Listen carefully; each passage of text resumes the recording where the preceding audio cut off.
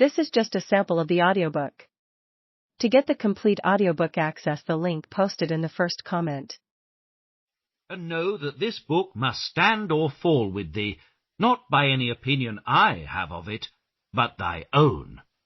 If thou findest little in it new or instructive to thee, thou art not to blame me for it. It was not meant for those that had already mastered this subject, and made a thorough acquaintance with their own understandings, but for my own information, and the satisfaction of a few friends, who acknowledge themselves not to have sufficiently considered it.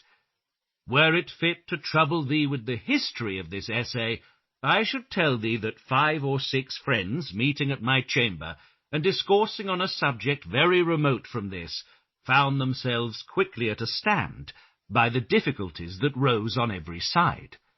After we had a while puzzled ourselves, without coming any nearer a resolution of those doubts which perplexed us, it came into my thoughts that we took a wrong course, and that before we set ourselves upon inquiries of that nature, it was necessary to examine our own abilities, and see what objects our understandings were, or were not, fitted to deal with. This I proposed to the company, who all readily assented, and thereupon it was agreed that this should be our first inquiry. Some hasty and undigested thoughts on a subject I had never before considered, which I set down against our next meeting, gave the first entrance into this discourse, which, having been thus begun by chance, was continued by entreaty,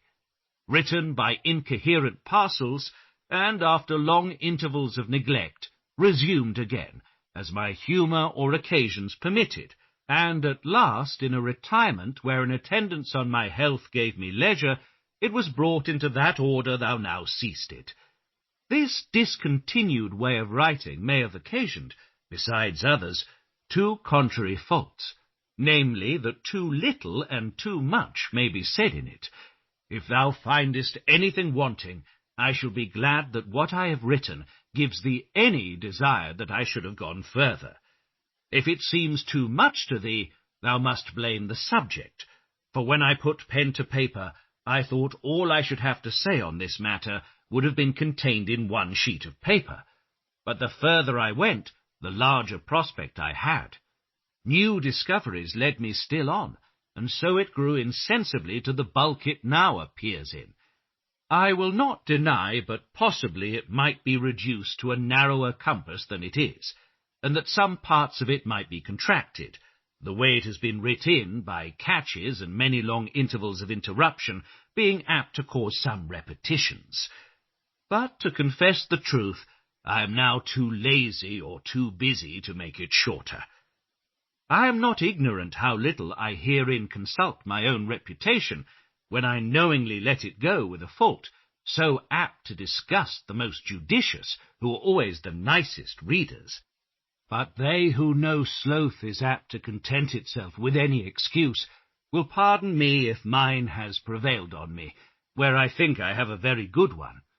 I will not therefore allege in my defence that the same notion, having different respects, may be convenient or necessary to prove or illustrate several parts of the same discourse,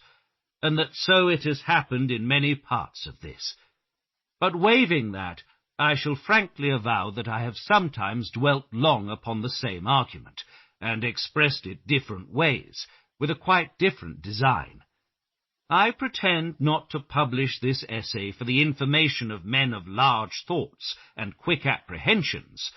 To such masters of knowledge I profess myself a scholar, and therefore warn them beforehand not to expect anything here but what, being spun out of my own coarse thoughts, is fitted to men of my own size, to whom, perhaps, it will not be unacceptable that I have taken some pains to make plain and familiar to their thoughts some truths which established prejudice, or the abstractedness of the ideas themselves, might render difficult. Some objects had need be turned on every side, and when the notion is new, as I confess some of these are to me, or out of the ordinary road, as I suspect they will appear to others,